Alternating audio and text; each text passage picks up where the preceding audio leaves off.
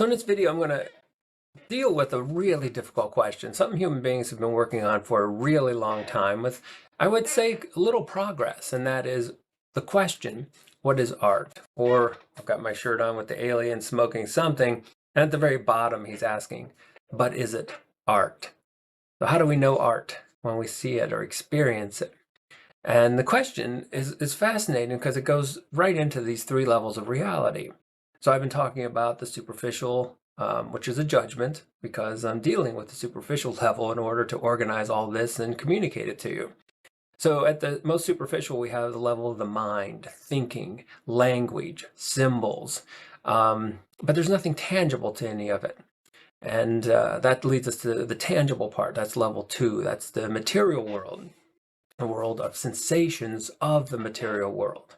I mean, who knows if any of this is really there, but we absolutely know our sensations of the material world. And that's not a bad thing.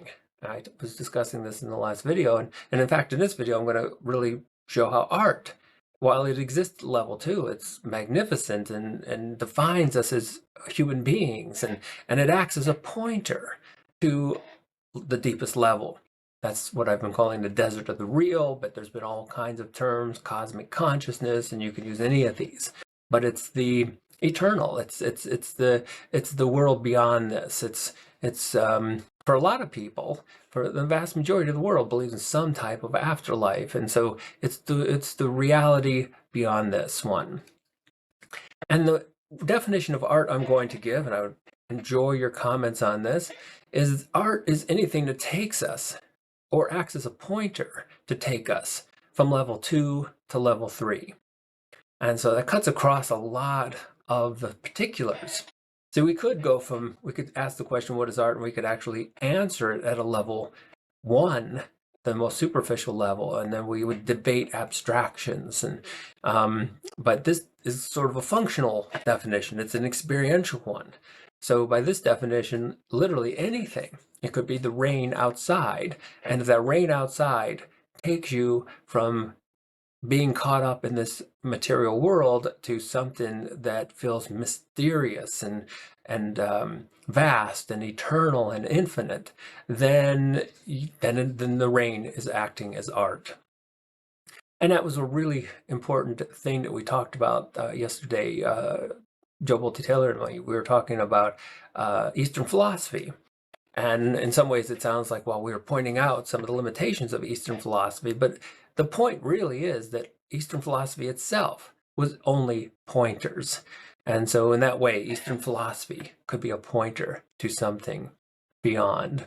And we also got into a really interesting discussion about, yes, the left brain talks in language. So the left brain is stuck in that level 1 of abstractions. So it's kind of easy to detect, although a lot of us, that's the world we spend so much time in, we don't really recognize it as something unique. So how do you recognize the right brain processing? How do you recognize this connection we have, this neural mechanism that may point to this deeper reality? And Jill said something wonderful. She said synchronicities, and synchronicities that's an idea Carl Jung came up with. But that's when you start noticing these coincidences, or actually they're acausal, meaningful connections. So they look like a coincidence to the superficial level, but it really reveals a deeper connected reality, which is of course level 3. Now, even though you can go from these level 2 and to level 3, and that is art, takes us there. But you can also go the other direction. And that's, again, one of the points we were making yesterday, is that whether it's Eastern philosophy, synchronicities, or art, or neuroscience, you can actually go from level 2 to becoming very, very abstract about it. And neuroscience does tend to do this. And if you take a neuroscience class and you got kind of turned off to it, that's maybe because you spent so much time memorizing areas of the brain, like labels, and it felt so disconnected from from level 2 that it had no meaning for you. So it felt like you were just memorizing. And that's one of the things I've really gotten away from when I teach neuroscience is I try to get away from anything that is really, and yes, level one is necessary and important, particularly in education, but if it's not connected to level two, um, it's not going to go anywhere, and you're not going to even remember it or understand it. And some of the teachers in the East have actually pointed this out. They said you wouldn't really teach about gravity until the student had a very, like they saw a leaf falling and had a bit of a mystical experience. What's going on with that? That's fascinating. And so then that drives you to go and maybe investigate it.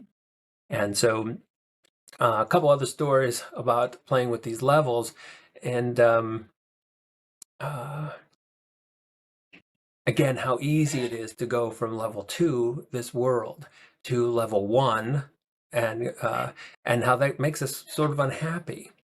I think it was Ian McGilchrist talked about how our culture is so dominated by thinking in the left brain that it's become a poet's nightmare and a bureaucrat's dream.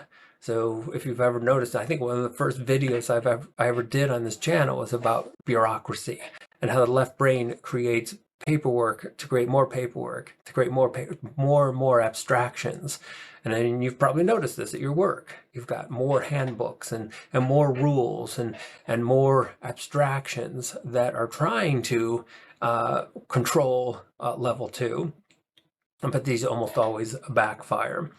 And it's another old story. It reminds me of one of God and the devil walking along, and God says, "There's truth." And the devil says, "Oh, great. Let me try to organize it."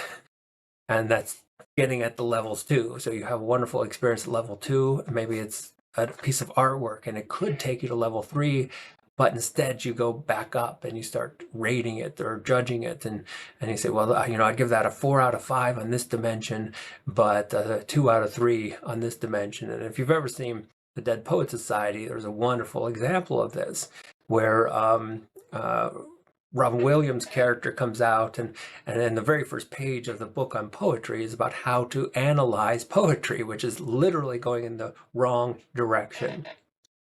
And of course, his character, Robin Williams, says, "Rip that page out." And that's another way of saying that, going in the wrong direction is one of the reasons why we may be so unhappy. We're taking this material world, and rather than seeing it as metaphor for the deeper, spiritual, meaningful reality, we're abstracting it. We're creating more words and terms and labels and categories, and then we memorize those, and it just seems so empty and void and meaningless that where is it going? And of course, when you get into level one, there's just more level one, more abstractions.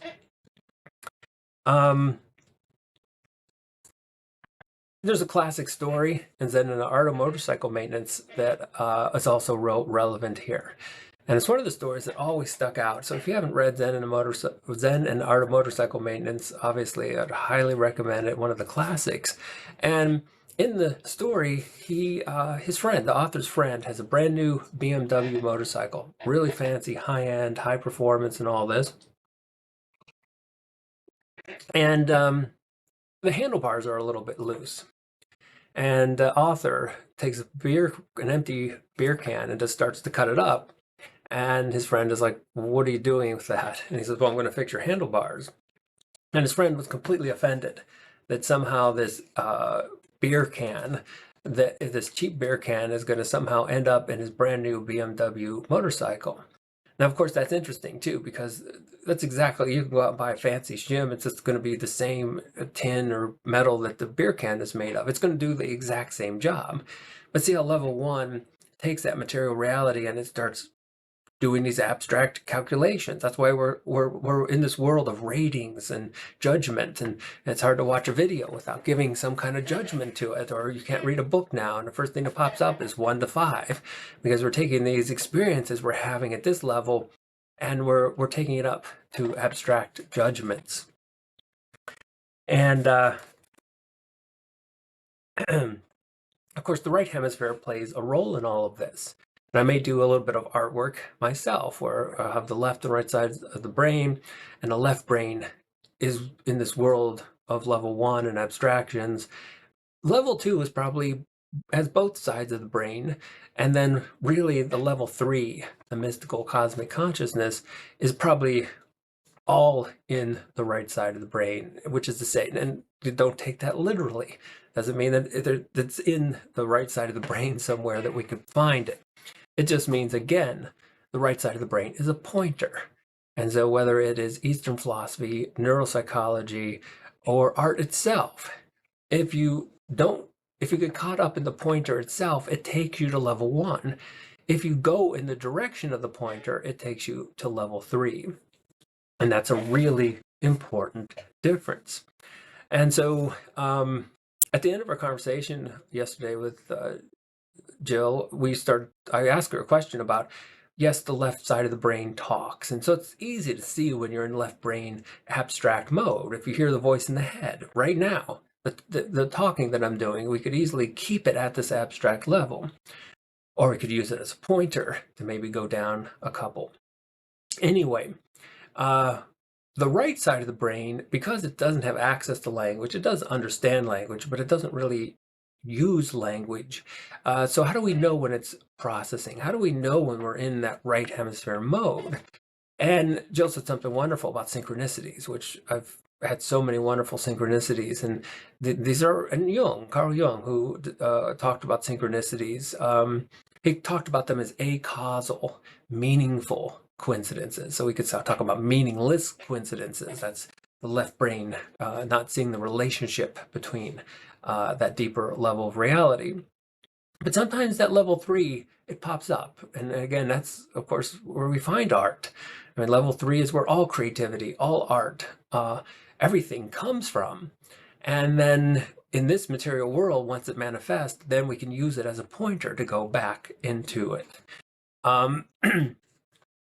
But the synchronicity that happened to me this morning is here I am talking, thinking, about all this stuff. And I think it was Facebook, and a friend had posted a passage from the Bhagavad Gita, and it just fit all of this perfectly. So I'm going to end the video with some real good pointers to level 3 and how human beings have recognized level 3. And of course, we bring it back to level 1 because we talk and write about it, but we don't want to stay there. That's not the function of the pointer. The function of the pointer is to bring it back down.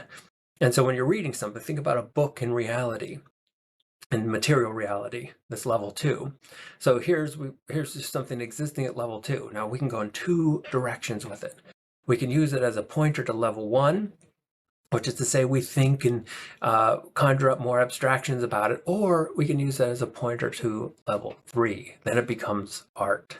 And so here's the passage. I think it's 10:8 from the Bhagavad Gita. I am the source of all spiritual and material worlds. Everything emanates from me. The wise who perfectly know this engage in my devotional service and worship me with all their hearts. And so that's some place we could go in 2 directions with. And just like anything else, whatever directions you use is eventually where you're going to find yourself.